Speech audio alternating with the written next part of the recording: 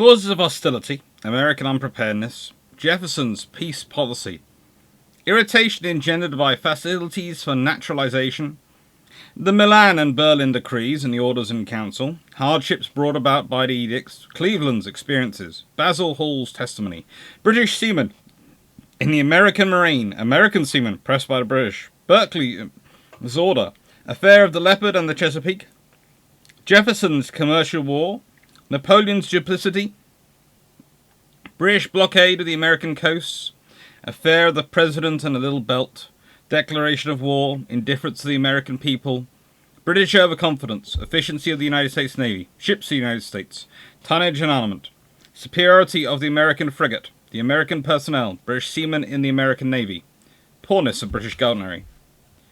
This is the opening section. Really, a description of terminology, terms really, that sort of appears at the beginning of Roosevelt's own book. Naval operations of the war between Great Britain and the United States, 1812 to 1815. He wrote this with the assistance of two uncles. Between the three of them, they managed to access and go through a huge trove of American primary documents. And access others as well, wherever they could.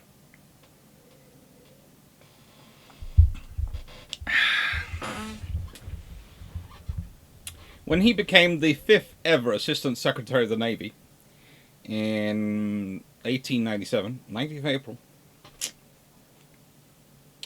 during the first term of William McKinley, he was described, this is Theodore Roosevelt was described, as one of the most qualified, possibly persons in Washington for his post, and the first ever navalist, a naval theorist, to actually be appointed to such a role. That works.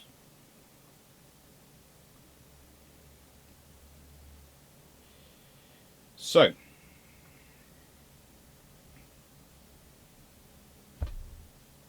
is it just his book that I'm talking about him? No, I'm not. And honestly, I should probably have talked about him before we did Mahan or Corbett, because he wrote his book before them. In many ways, it's Roosevelt who clears the way for Mahan. But the trouble is, well, this is going to sound strange,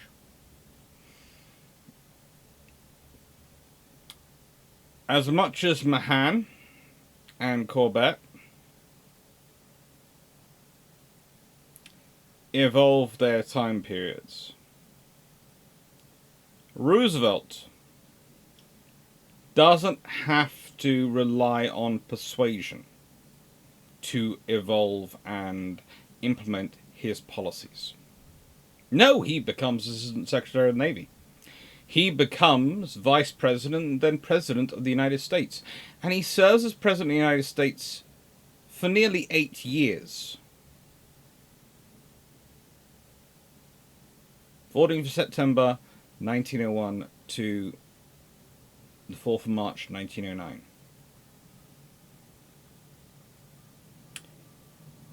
There are roles to which some have ascribed to. I categorize Admiral Henderson, the Royal Navy's 3rd Sea Lord from 1933 to 1939 when he dies, as a theorist of steel, because he gets to build what he imagines as the future fleet. He doesn't have to write papers justifying it.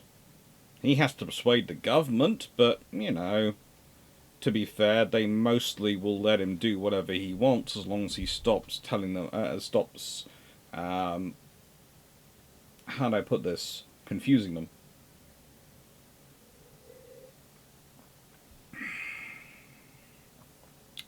Teddy Roosevelt is different. Teddy is different indeed. He is a theorist of steel who gets fed up trying to persuade everyone else. And yes, I know the moment I put Theodore Roosevelt up here, the moment I start talking about him, I am going to get a lot of people come out of the woodwork who want to talk about things other than his policy on naval affairs and the naval history associated with him. And they're going to want to talk about his muscular diplomacy and all the other stuff, his walk softly and carry a big stick, and probably some of the racial terminology and tonality which is in his works, his writings. Feel free to have those discussions. I'm not really going to have those discussions because that's not the focus of the video for me. The thing is, you are dealing with someone who is probably one of the smartest, most eloquent public servants of his generation. A very, very capable mind, but he is a mind of that generation. He is shaped by the thinking of his parents as much as he is shaped by the thinking of the world he is in. But, saying that, he also has some good points. Many, many good points. And as we often get into historical debates and historical discussions, and I'm covering this because this is a political figure as much as a historical figure,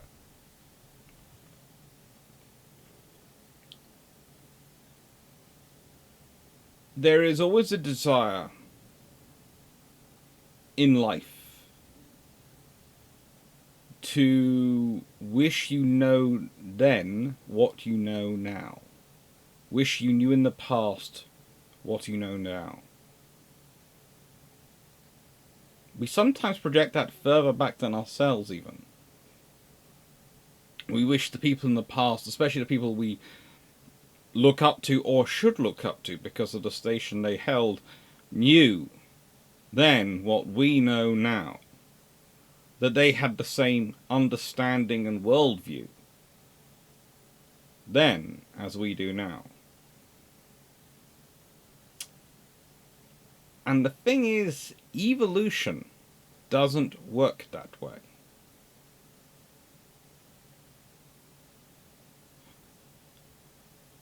Our thinking, the thinking we have today, our understanding of the world we have today, has been informed and built upon the previous thinking. But it is not the same as it. Just as the concrete foundations underneath a house, the house is built upon it. But a house can be built of brick, wood, plastic, if you really wanted to have a weird house. There are options. They won't necessarily be concrete. So, shameless book plug for my own book. And please watch to the end if you want to have hear a bit of an extra discussion about what life is like as a historian, because I got into a bit of this in Sunday's brew ships, and I felt I should do a little bit more in a long patrol.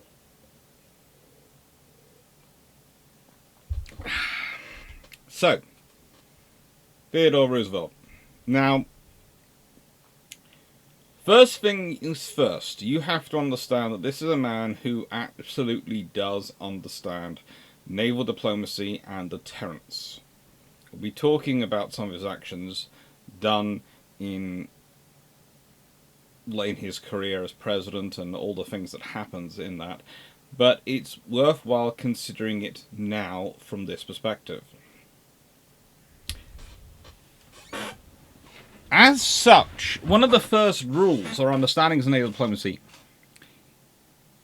is that you cannot control how others perceive you. You can only control what you display. It's in that way a very PR-focused pursuit, because I can't tell you what to think of me. A ship can't tell you what to think of it. But a ship which is nicely painted, crew smart, performing their duties, will present a far different image than a ship which is a rust bucket. And you can the crew look overworked and all their clothes are askew and dirty and ragged. Now, if that ship is coming back from a battle in wartime, and it looks completely black and the crew, you'll actually probably have a higher opinion of that crew, because they've come for a battle and they've obviously come back and they've come back in one piece, you know. That's a hard-working crew. Yeah, they look a mess, but frankly, who wouldn't in those circumstances? Trouble is, if it's peacetime, you can say you're coming back from an exercise. It's not going to wash with most of the public. They're not going to think about it. You can say you're coming back from a 2-year-long deployment. They're not going to think about it. It's peacetime. And naval diplomacy and projection of naval might is as much about confidence within the nation as it is confidence about the nation from outside. Now, one of the things you notice about Teddy Roosevelt is he is a consummate professional at projecting a certain image. He knows what image is going to work for him. He starts off as an intellectual. He then goes and becomes a Western man and runs a ranch. There's a fair amount to do with that, and a fair amount of family support to set himself up and sort out, because, trust me, the Roosevelts are a political family and a political dynasty, and his father does want him to be a tougher man. But that is partially because intellectuals are not going to win elections in this period. In fact, in the nicest way, have a look for our history. Have a look at the way people often describe academics as being in ivory towers. Intellectuals and people who spend their lives devoted to books have a hard time winning elections. Yes, they can often put forward erudite and skilled arguments. But honestly, they can often easily be downplayed or pushed to one side as being theoreticians. Too much concentrating on the theoretical, not on the practical. And what's really funny is when you look through Roosevelt's work, it's always heavily into the practical. It is his approach to naval warfare is far more pragmatic in many ways than either Mahan or Corbet's.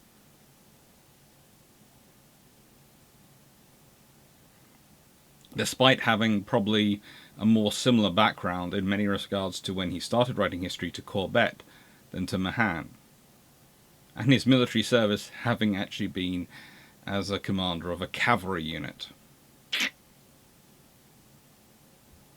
You might as well. The American army needed to grow quickly, and Roosevelt was prepared to lead.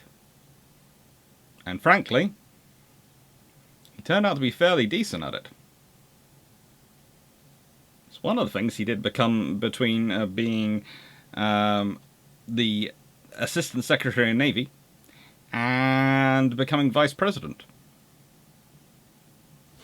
Going off and serving in the army.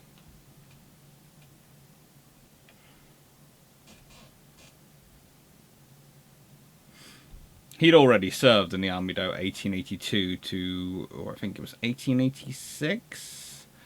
Just checking my notes, in the New York National Guard. So he had military experience behind him. It's kind of like, to an extent, similar to other politicians like Churchill, etc., who are activated in World War One, because once they aren't doing their political role anymore, you don't have that larger pool of experienced people, and you're starting to war through them, so anyone who's got any experience becomes very useful. And they've also got leadership experience and status and experience arguing with people. Okay, yeah, these people can form up. They're useful. Now, when I reviewed his book, most recently in Brewships 116, so 116, this was part of the passage I quoted from. The heavy loss on board the Shannon did not confuse or terrify the thoroughly trained men, disciplined to place implicit reliance in their leaders.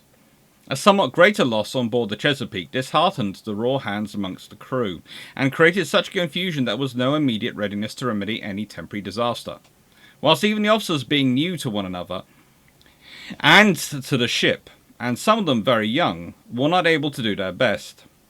American writers have been fond of saying that the defeat of Chesapeake was due to accident, especially to the loss of the jib sheet and the foretopsail tie, which brought her up into the wind and exposed her to a raking fire. This statement is simply not true. Such accidents are bound to occur in battle, and a skilled captain and crew will remedy them when they occur in their own ship, and will take advantage of them when they occur to the enemy. The victory was not in the slightest degree to be attributed to accident, though it may have been slightly hastened by it. Trained skill and good discipline won, as they had so often won before. There was no lack of courage on the defeated side. The heavy death roll shows that nearly every American officer was killed or wounded, and so were 3/4 of the Marines, and half the veterans of the crew. Nor did the boarding win the victory. When the ships come together, the Chesapeake was already beaten at the guns. She had been struck, all told, by 362 shot of every description, and the Shannon by about 158. Had the ships not come together, the fight would have been longer, and the loss greater and more nearly equal, but the result would have been the same. The Chesapeake's crew had been together, and on board her only as many hours as the Shannon's had been years, and the result was what might have been foreseen when the captain of the Shannon had spent his time to such good advantage in training his crew. It is worth noticing that not only thoroughly disciplined, that the only thoroughly disciplined set of men on board the Chesapeake, the Marines, behaved with superb courage and fought to the last, very few of them escaping entirely unscathed. This is not the book of someone who's hoping to win political aspirations. Well, it is, but it's not written in a way which is going to make you friends. Because, as he points out, and is pointing out quite strongly, American writers tend to try and write off the loss of the Chesapeake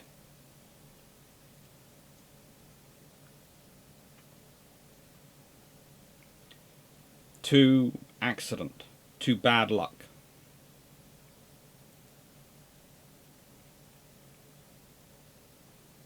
Roosevelt didn't want it to be written off to bad luck. And, honestly, the evidence agrees with him far more than it does with those others. Because he's quite right in saying it. And this is the book, by the way, I was showing you earlier in the cover. It makes life easier to write it off as so, but the reality is it was a training and crew issue. And it wasn't that they were a bad crew. It was that they hadn't had time to train and prepare. And they came up against a very well-trained crew.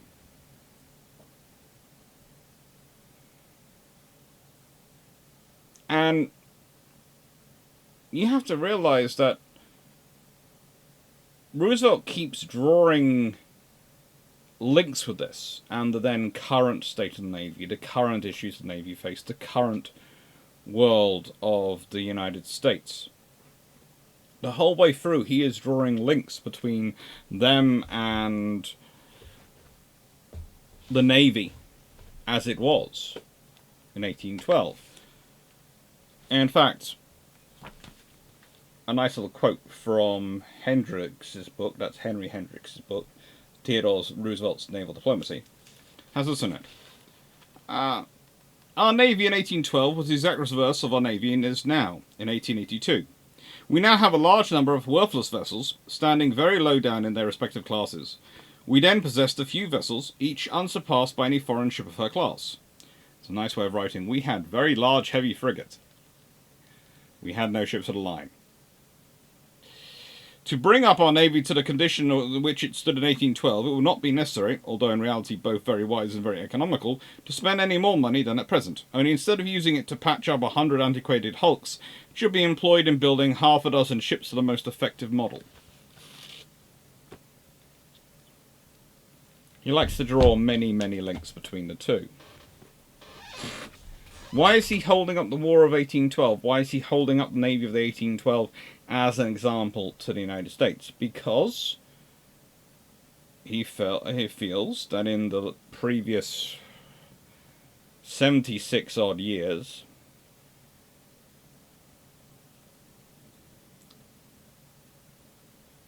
that the US has lost its way. That the US has forgotten the necessity of naval power.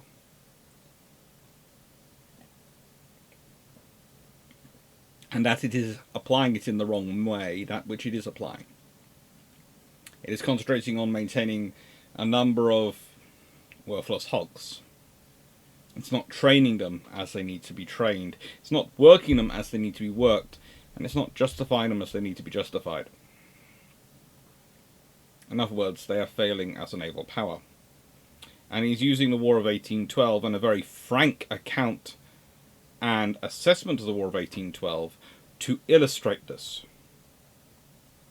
He is taking something which is an absolute icon of honour, of standing for the US at this time, despite the fact that the War of 1812 had not been that great for the US. It really hadn't. Let's be honest. It's really not as good a war as some histories put forward by some sides make it out for the US to be. It's one of those scenarios where you look at it and go, yeah, the duplicity of Napoleon plays a large chunk in this one, but also a president who really didn't understand the reality to the situation. Or didn't bother to apply himself to understand the situation. And again, there is a real difference when you're dealing with Roosevelt, because he does apply himself. And he does know when he's bluffing versus when he's doing the truth. Now, when he's Secretary of the Navy, that's where something interesting comes about. Because, of course, I would regard war with Spain from two viewpoints. First, the advisability on the grounds, both of humanity and self-interest, of interfering on behalf of the Cubans, and of taking one more step towards complete freeing of the America from European dominion.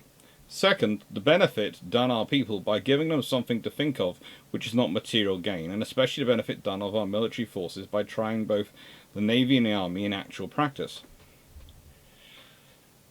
In other words, we've got a load of ships. Why aren't we using them? And why aren't we testing them?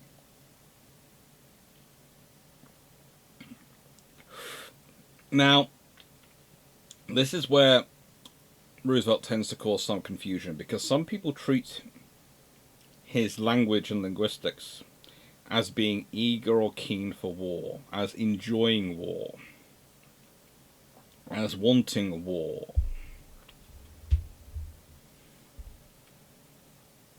And there is often a desire to perceive people as being so, especially people who are interested in studying military history, who study these affairs. I often myself get the same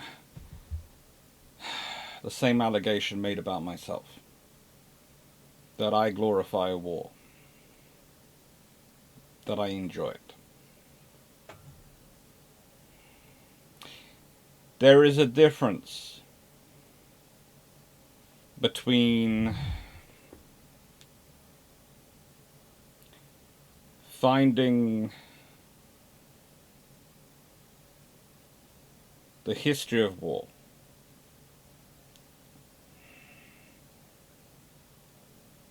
I would say I find it interesting, but I also believe its study is a necessity, for we need to better understand these things in order to better prevent them. The idea of any problem, that you can stick your head in the sand, ostrich style, and ignore it, and it will go away, doesn't seem to wash in anything.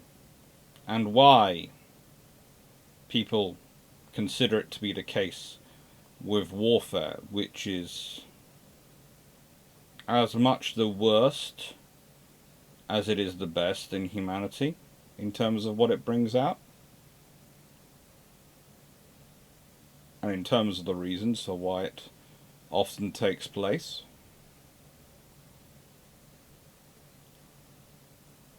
I have no idea.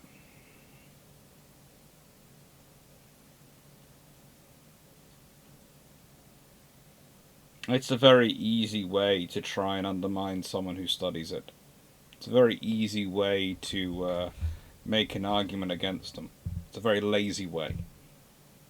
And when I see it put against Roosevelt, I sit there and think,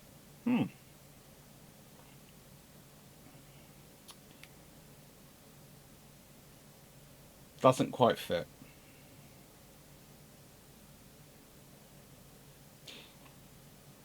He talks all about this and the reasoning for war and the potential of war, whilst also making the case for more funding for the Navy. Now, again, I find it interesting that a politician who is trying to make the case for the more funding of his department, which is a war-fighting department, because let's be honest, the Navy in those periods, and even to this day, navies in this world, they get their judgment, their funding usually based more on their likelihood of having to fight a war than their viability and vitality in peacetime. The fact that they are incredibly useful in peace, and naval diplomacy and presence and all those missions are incredibly helpful to a government, is neither here nor there. Trying to make the case for funding for a navy based on their peacetime roles.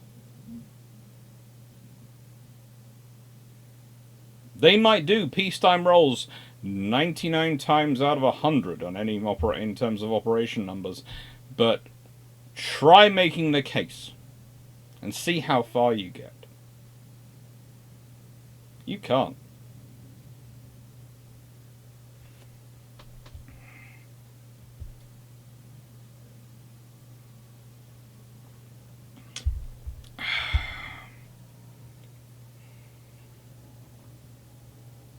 As president, therefore, he finds himself using the weapon he has made the case for and has got built. He's gone off and done other things in the meantime, but this is one of the first events, and this is an interesting account, because it starts off with the German minister, Theodore von Holben, not believing him. He doesn't believe him until a second meeting, and after he goes and visits actually another German minister, one of the consuls in New York, and who tells him that President Roosevelt has never bluffed. I have played games with him, I have done all sorts of things, I've known him for many years. He has never once bluffed. So, there are issues going on. It's to do with Venezuela. According to Theodore Roosevelt's later accounts, as the Mayflower dropped anchor off Cuba Island on the 8th of December, he was in the White House, welcoming a group of German businessmen. Interesting fact, the White House gets called the White House during this period. It's thanks to his wife, his second wife, Ethel. I think it's Ethel? Edith Karen. Ethel's his daughter. His second wife, who is also the first lady to have a social secretary and start establishing a staff, and all the duties and modern role things associated with modern first lady and the office of a modern first lady are started by Roosevelt's wife, and he's incredibly supportive of it. And whenever people try and be rude about it, he basically tells them that they really don't want to hear the answer from him on it, because the answer from him of it might not involve a nice few words. It might involve something more permanent. And remember, this is the guy who, when he got shot and the bullet gets stopped by his papers, carries on and continues to giving his speech. Most people do not want to argue with him. There is something off-putting about a man who can do that. Anyway, I'll restart the slide so that it doesn't disappear. But our German colleagues did not understand this at this point. Or rather, the German diplomatic corps didn't understand this at this point. And he was in the White House on the 8th of December, welcoming a group of German businessmen escorted by Ambassador Theodore von Holben. During this meeting, the president later recalled he drew von Holben aside and spoke sharply to him, issuing an ultimatum demanding that Germany either accept arbitration within 10 days or face armed conflict with the United States. The shocked ambassador responded that he could not forward such a demand, phrased it was, to the Kaiser.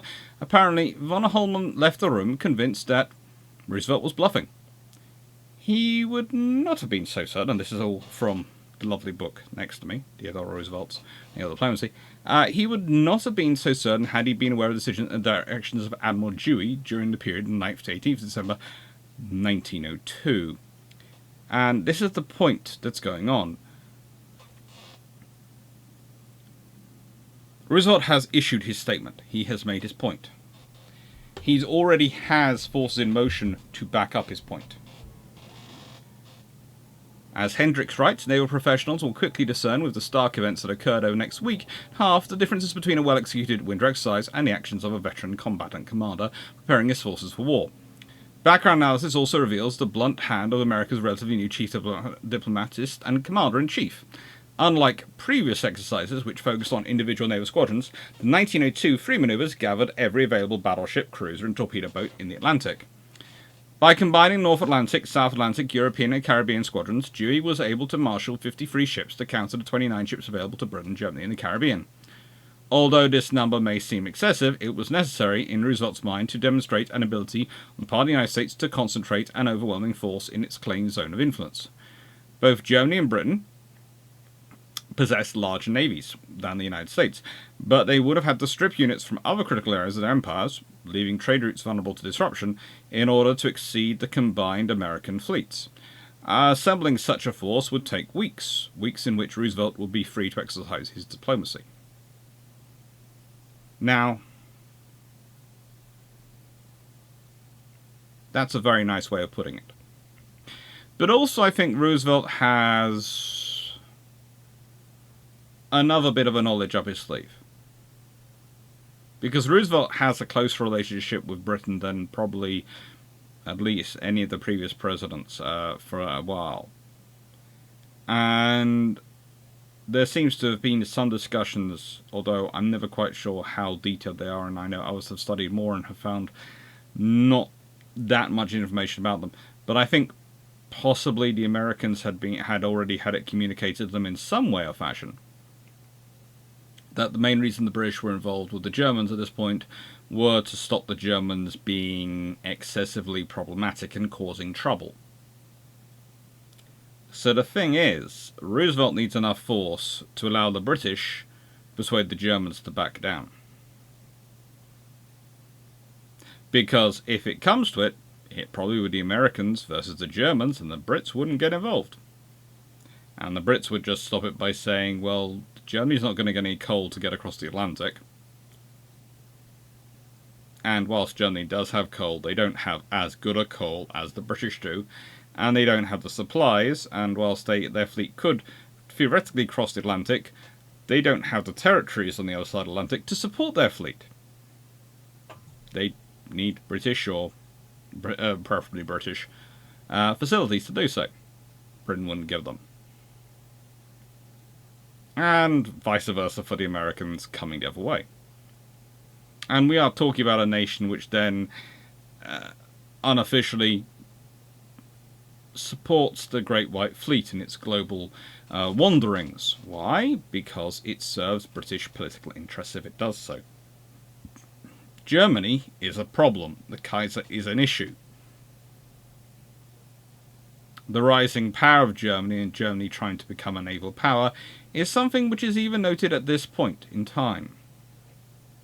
And that's been noted for a while. America, at this point being steered by an able navalist who does blunt, forthright diplomacy,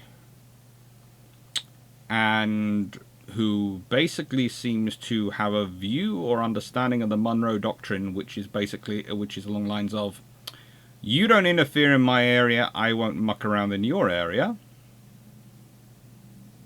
That is something which the British can live with very happily.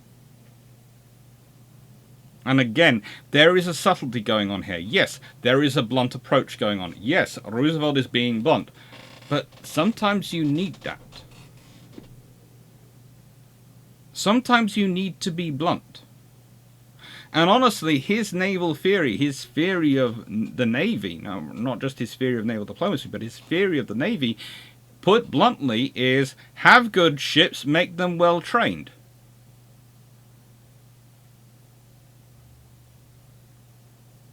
Have good ships, train them well. Have good ships appropriate to the tasks. Make sure they are well trained.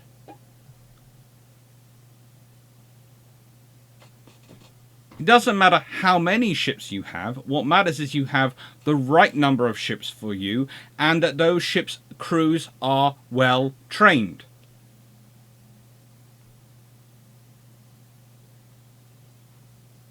If you look through his writings, his papers, almost everywhere in his documents, it comes back to this theme. Training. Training. It doesn't matter whether he's talking about leadership, whether he's talking about anything. And he grasps every little tool of debate, every potential debate that's going on at the time, every potential use of people's trying to claim any kind of form of superiority for any particular reason, and boils it down to training. This is the Great White Fleet. Why has he got it going around the world? Because of two reasons. One, it shows that America is a naval power and they are here in the world. Two, it is a massive fleet training opportunity. Logistics training, engineering training, all sorts of things get experience and training that can go into developing a future fleet, but also in making the current fleet as capable and as viable as it can be.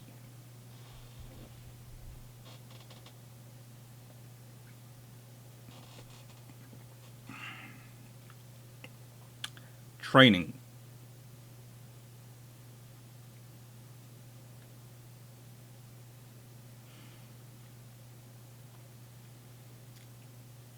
What's really quite cool is when you go through it and you do look at his points he makes about it, and you do start to go through this theory. It's a very simple theory. It's not got flourishes really, but it doesn't need that. It's also the kind of theory which will be behind the development and growth of the United States Navy, and I would argue in many ways behind the modern United States forces with their approach to training, that is not going to cause the level of antagonism that things like the Risk Fleet will do so. Because it is not an externally located or external locus theory. It is not looking at other people, it is looking at you. It provides a rationale. If you want to explain what you are doing to Great Britain, if you're training or organizing up your fleet, we are training as a fleet. Why? Because an untrained fleet is a useless fleet. The Royal Navy can't argue with that. The Royal Navy won't argue with that. And any British government which tries to argue that will look stupid considering the exercises the Royal Navy does, as pro-formulaic as they are at this period, as they are. You know, they still do them. Pro-forma / formulaic. I combined the two phrases, didn't I? But, you know, they are.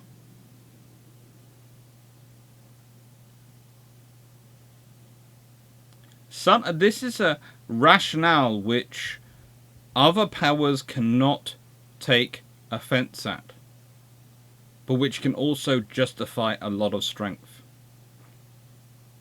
And it's a kind of 1-2 punch, because Roosevelt uses his standing, his argument, his case making over the Navy to get himself up and into politics. And then he uses Mahan and later Corbett as methods to whack people down with his own beliefs. But his focus always stays the same. He doesn't really care about capital fleets or escort fleets. Honestly, I think Roosevelt would have been just as happy with large, fast cruisers. And if you want proof of that, you have the case that whilst no new battleships are laid down while he is Secretary of the Navy, none of them, None of them are laid down. There is a gap. They are laid down in February 1897, and then in February 1899. There is a gap. And he is Secretary of the Navy, April 1897 to May 1898.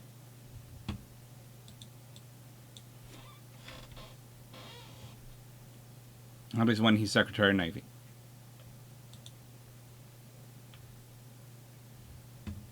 Yet, in the same time, just before the Spanish War, but in time for it, he manages to secure the case for and the procurement of some cruisers. Yes, they aren't actually procured until March 1898, after, again, if we consider that at all, after, if I can get this work, he has ceased to be Secretary of the Navy. But he has built the case for them. He has built the case for buying the New Orleans class of, well, 1896. What mattered to him most of all was getting the US Navy trained. Was starting it on a process of developing it for fighting a war. For being capable of fighting a war. It didn't matter. He didn't want it to actually fight a war. He wanted to be capable of it because in terms of deterrence, he knew it would only work as a deterrent if people perceived it was capable. It would only work as a deterrent for Germany if he approaches with overwhelming force. He isn't Britain. He doesn't have a massive fleet that they know of is elsewhere.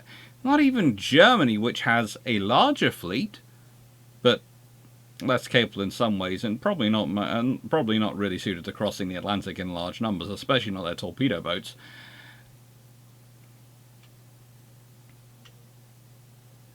But he knows that he can only get them to back down if he turns up with overwhelming force. And for that, he needs to be trained force, because he could turn up with a lot of ships, but if they're perceived as being unable to do anything, then they'll have no impact. No one will care. They'll just consider them targets. So they have to be turn up, and they have to be capable, and they have to look capable. Which brings us to his approach to the sphere of influence, and where his naval diplomacy really comes in. This you can find in a letter to the editor of the Harvard Crimson. Well, he was a Harvard man. Although he was not particularly keen on the way some of the topics were taught in Harvard, he was a Harvard man. The sphere of influence. The Monroe Doctrine forbids us to acquiesce in any territorial aggrandizement. Any territorial aggrandizement. That's going to be fun. By a European power on American soil at the expense of an American state.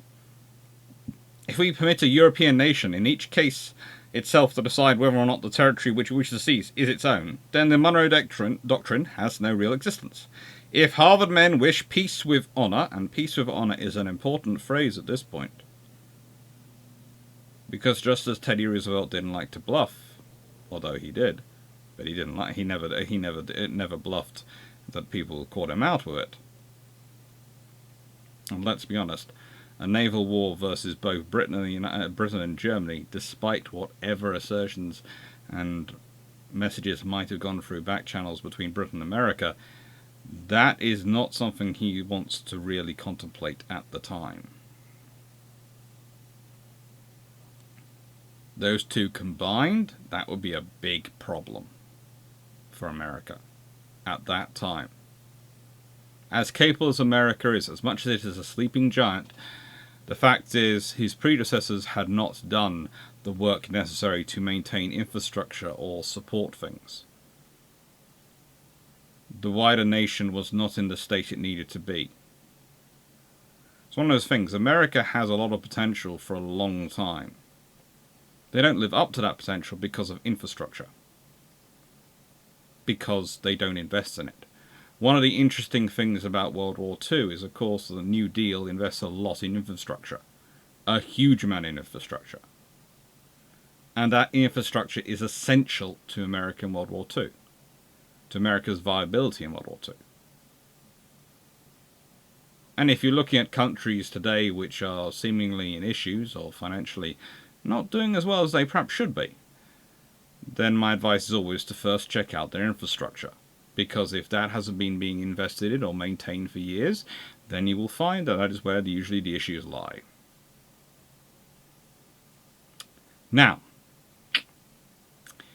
if we permit a European nation in each case itself to decide whether or not the territory which it wishes to seize is its own, then the Monroe Doctrine has no real existence. If half men wish peace with honour, they will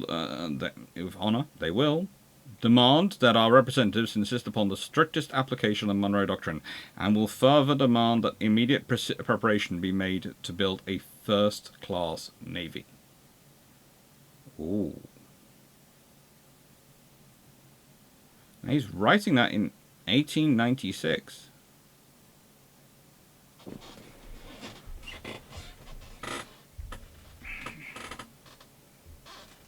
He wants a first-class navy? Of course he does.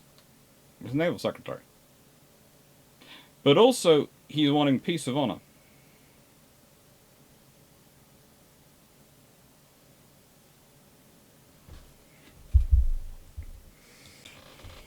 And that's a very specific phrase. Peace of honour basically means peace in our time, but not at any price. It means peace of equals. Now, what I would argue is another little interesting point about that is basically America is feeling they should be the big defender of America, as in South, North America, the entirety of Americas. They want to be the dominant power. They should be the dominant power, they feel, in the Americas. And it's one of the other interesting things is in his phraseology, he comes off with things like, we have a less capable navy than Chile. Which is not unusual, because Chile is fairly capable as the navies go, and they're fairly good at keeping themselves organised and well trained. Here, he picks the navies that are well trained as his example navies, consistently. He views flexibility of a navy comes from training. He views its quality of leadership comes from training. He believes its viability and utility come from training. That's Roosevelt. This cartoon always impresses me because he looks like he projects. Carrying tons of weapons all over the place, armed to the teeth, but actually that is the wrong image. What you really should consider him should be is someone being drilled. In fact, it should probably be a cartoon of an entire battalion of Roosevelts being drilled by more Roosevelts, being trained and prepped and trained and prepped and trained and prepped, because that is what it comes down to.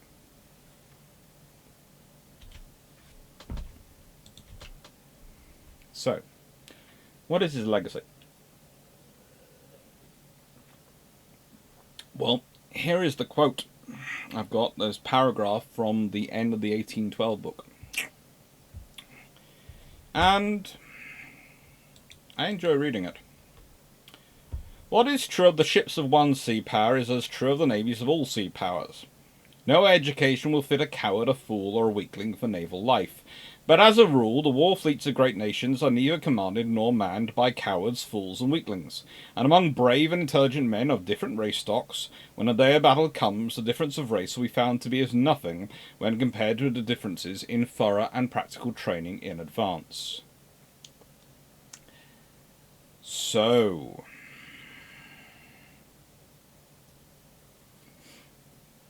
it's using language which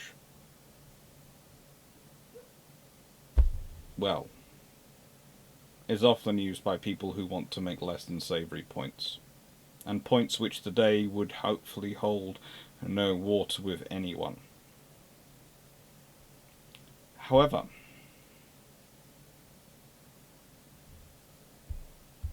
if you read it carefully, or even not that carefully, just read it, you realise very quickly it's making a mockery of those same points. Because when the day of battle comes, the difference of race will be found to be as nothing when compared with the differences in thorough and practical training in advance.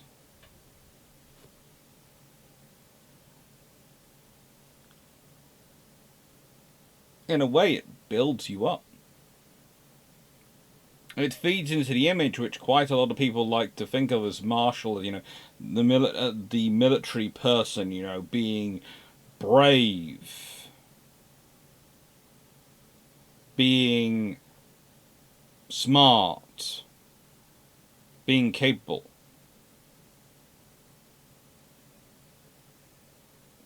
Yeah. And then he's saying, as they will all be, because in the nicest way, sensible navies are not going to pick dullards. They're not going to pick cowards to run their fleets. They're just not. They're going to pick smart, capable people because that's what you do. And those smart, capable people, it doesn't matter what race they are. It doesn't matter what their ethnicity or anything like that is. What matters is whether those people are trained. Because if they're not trained, it doesn't matter how smart and capable you are, you're going to be useless. It doesn't matter what you are, it matters how well you're trained.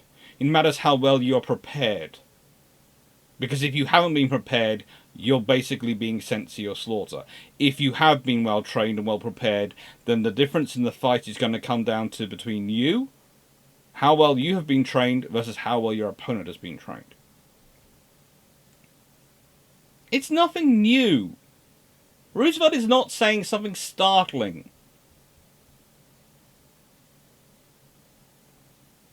For the Royal Navy's motto has been for so long, one of the mottos of the Royal Navy, a key motto of the Royal Navy, has been Sivi Pacem Para Bellum.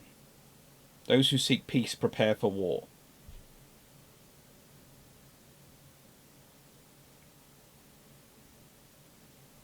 Train. Train. That is it. Prepare for war. To achieve peace, prepare for war. And how do you prepare for war? It's not buying the biggest gun. It's not being obsessed with having who has the most sharp, pointy bits. It's how well you can use them. Yes, you need the capabilities to be able to use them in the first place. But if you're not trained in using them properly, it doesn't matter what your capabilities are. If you're not led well, it doesn't matter what your capabilities are. Your forces will get destroyed.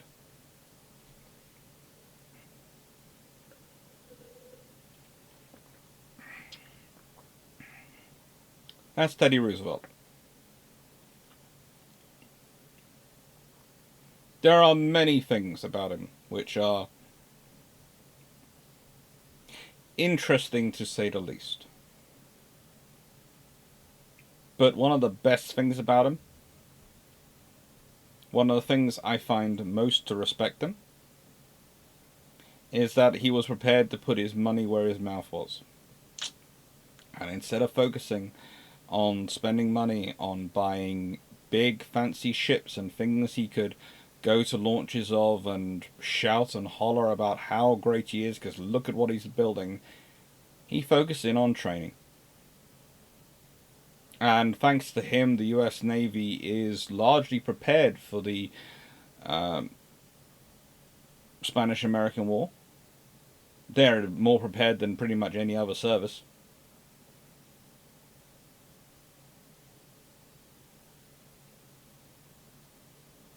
And those battles which are won are down to that training.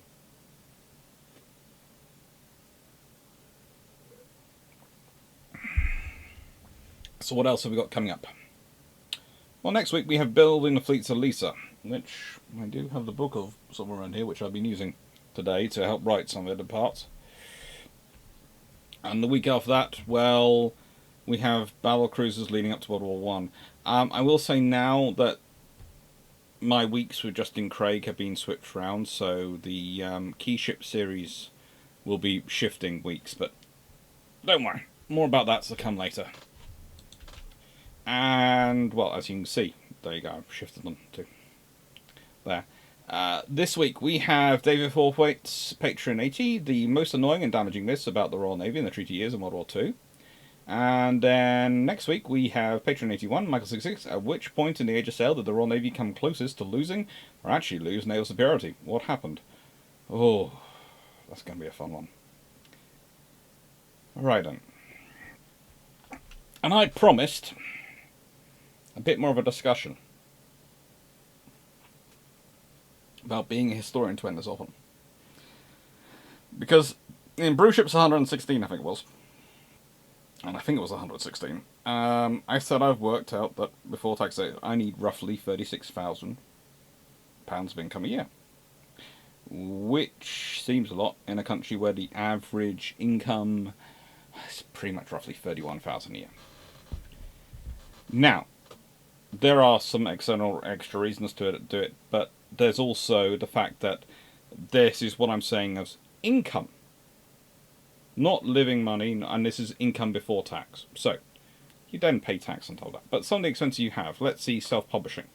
Because as you all know, I'm talking about, and I have writing and in process of doing some books for Kindle. Well, that's lovely. But I am looking at getting some books, some pictures for the books, and that's going to be expensive because whilst maybe I can borrow Drac NFL will allow me to use some of his again. He probably will do. He's one of the nicest people I know, so he probably will do. But that won't provide me with all the pictures I need. So I have to be procuring some from somewhere. And for one 45k book, you need roughly 60 pictures. And let's say Drac very kindly gives me 30 of them. And I get 30 pictures therefore for free, or rather for probably buying him a nice dinner. Well, the average price I'm probably looking at is about £30 a picture. So if I'm buying 30 of those, that's 900. Multiply that by 2 books, that's £1,800 worth on pictures to have the rights to publish the books.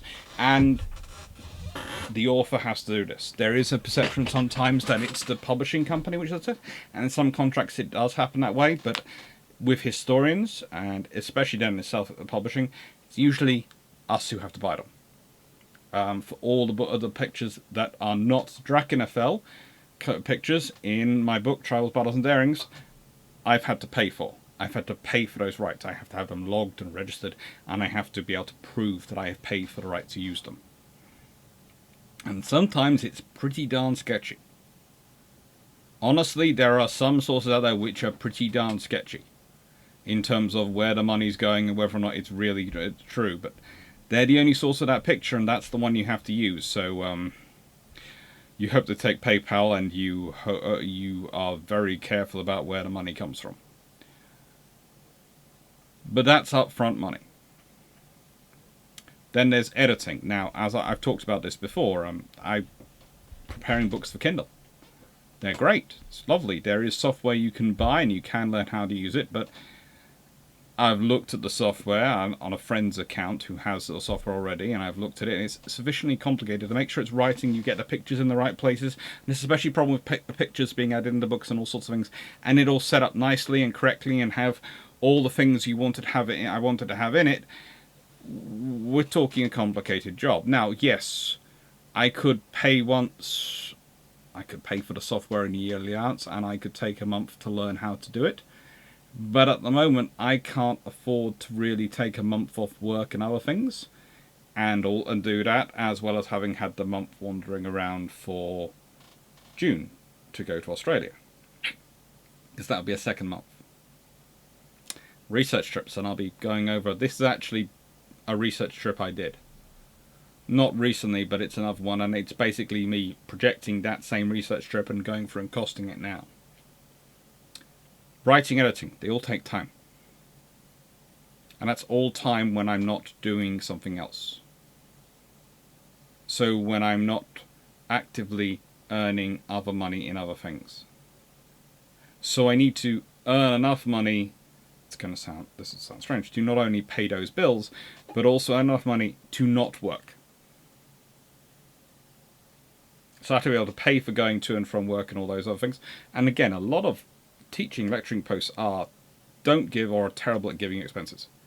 To get expenses, you will spend half your life filling out forms. There is one university where I have decided that honestly it takes me longer to fill out forms to try and get my expenses back than it does the amount of teaching I'm doing, and honestly the amount of expenses doesn't justify the time it takes to fill out the forms. And I know it's set up so, but that means I just don't bother, because I honestly have to look at my time, and this is something which you might want to consider in the future. Whenever I'm looking at a complaint or a cost or something, I look at the amount of money I'm going to get back from it, and I think about the time it's going to take me to do that, and whether that time, if I'm doing something else, could be earning more positive income. How much do I get back in terms of this? About £20-30. How much of my life is that going to take? 2 to 3 hours. Okay, so that therefore is £10 an hour. But if I'm doing other teaching, I can be earning more money than that. Or I could be spending those 3 hours writing my book, which I would much prefer, and which, hopefully will pay back some of the money I invest in it. I'll be investing it in terms of procuring pictures, etc. for it. And research trips.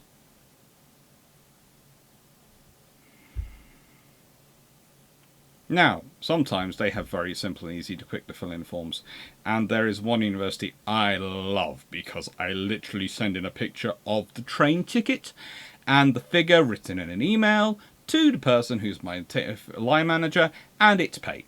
And that is wonderful, and frankly I love that system. But there are other universities which are different. That's the joys of life. So, then on this one, here is, and I usually, when I had this, I had a Volvo, did this trip, I had a Volvo V40, and currently the car I've just put a deposit down on today, and one of the reasons why this video is not going up today, because I was spending some time sorting out, is a Volvo V40. You get roughly 50 miles per gallon on the older ones, roughly. And so I worked this all out for you. So, this is a typical research trip, which I usually do. During my PhD at one point, I was having to do 2 to 3 times a year. During the work for the book for Tribals, Battles and Darings, which is helpfully not next to me right now when I'm talking about it, helpfully, I had to do it about 4 times, and that is one of the reasons why my credit card was maxed out, because I actually had to get a credit card to fund Tribals, Battles and Darings. That's why I got a credit card. I'd managed to go through my PhD without it, thanks to working very, very hard,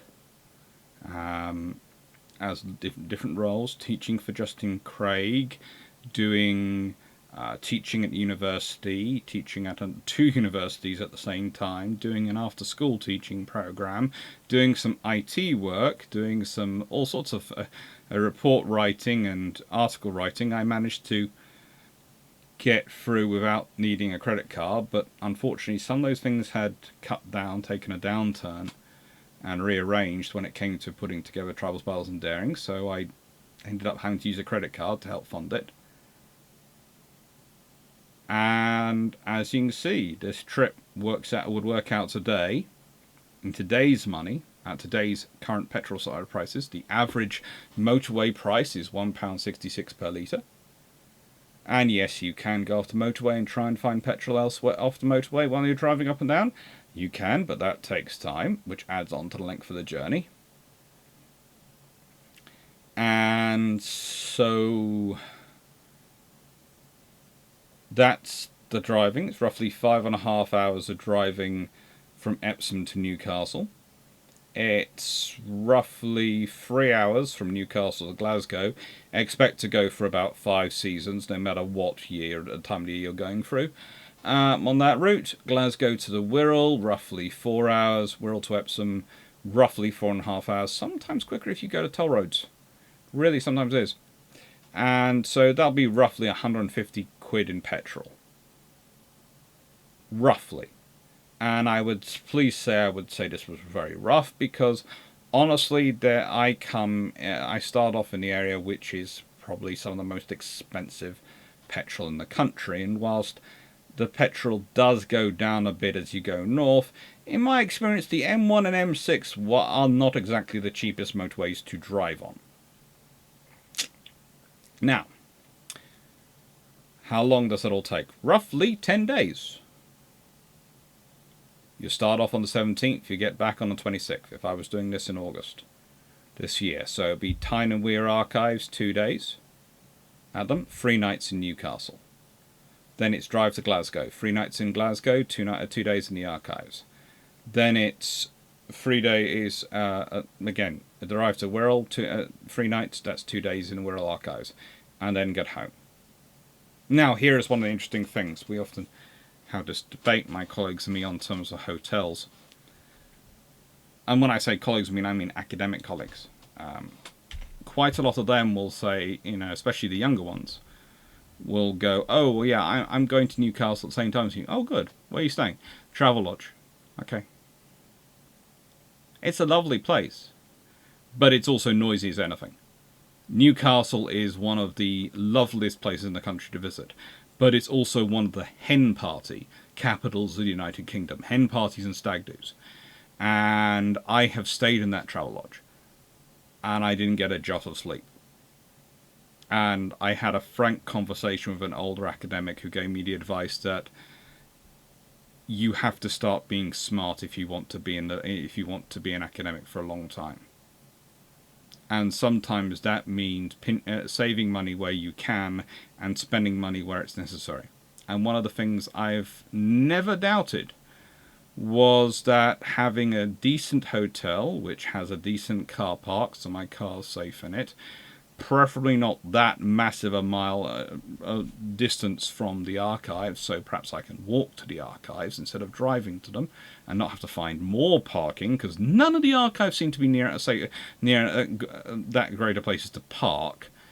Although Wirral Archives does have a car park right next to it, but that's an interesting car park in and of its own right. It's easier. And also, that hotel tends to come with breakfast included, served from early enough that I can get a full day in the archives and still have had breakfast. And we'll have decent enough internet that I can upload all my stuff to the cloud to save it and secure it to make sure it's okay. We'll have all the things which you actually need in terms of when you're thinking about it, because otherwise you have to go and find a decent internet cafe, or you have to use your phone Wi-Fi wireless, and that can be the phone signal can be interesting sometimes. It's better these days, but it's not as good. And now I've got to the point where honestly I've got into a habit of the hotels.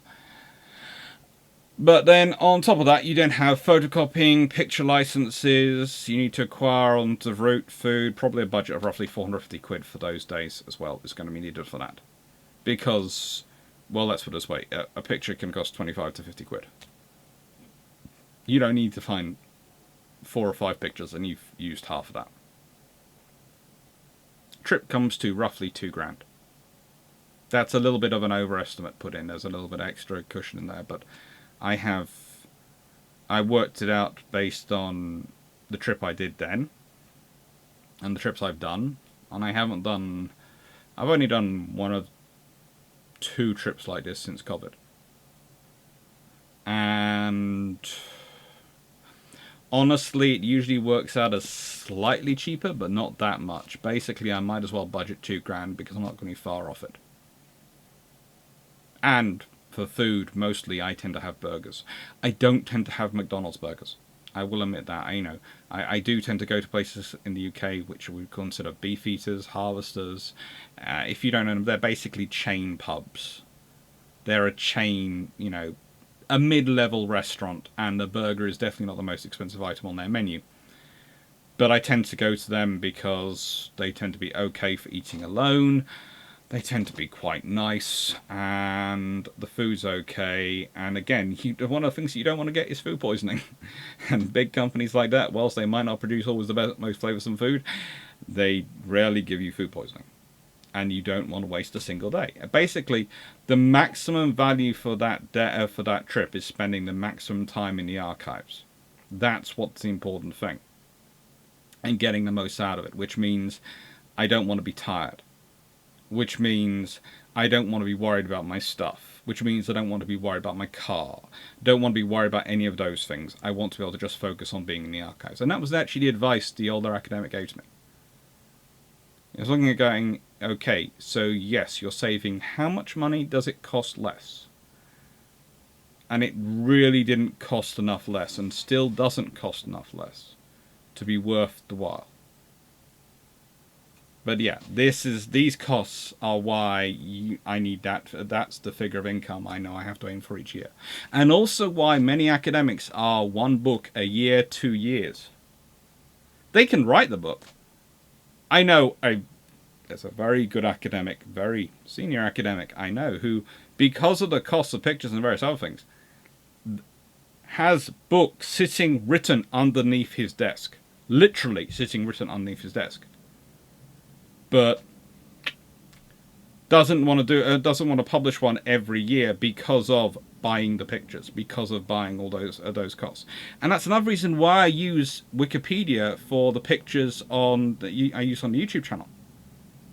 Because I do know the costs of things, and because I spend so much on pictures anyway, when it comes up that it's a topic I already have the picture rights for, I will use them quite happily on the channel because I already have those rights. But I have to make sure I've bought the rights to use them for both digital and for book versions, because some of the organizations will be pretty mad at you if you haven't got the right rights. Anyway, thank you for watching. Hope you enjoyed and hope you found it interesting and useful. Take care, and well, I'm going to finish this now with a question for Theodore Roosevelt. And it's one for you all to consider, really, for anyone who's watched this far with Theodore Roosevelt. So his belief is training, training, training.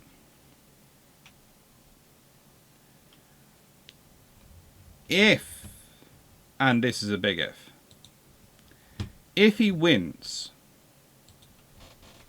the 1912 general election, if Roosevelt wins it instead of Woodrow Wilson as the leader of the Bull Moose Party, and that would have been a shock to the Republicans, as my lord.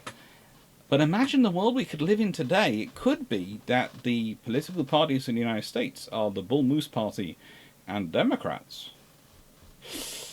Anyway, leaving that to one side, let's say either Taft doesn't manage to rig the Republican selection and get himself selected rather than Roosevelt, and I do agree with Roosevelt on this one. Taft did, well, let's say not so rig. Let's not go with rig. Tilts the scales heavily in his favour. Either as Republican or Bull Moose, Roosevelt wins in 1912. That makes him president at the beginning of World War I.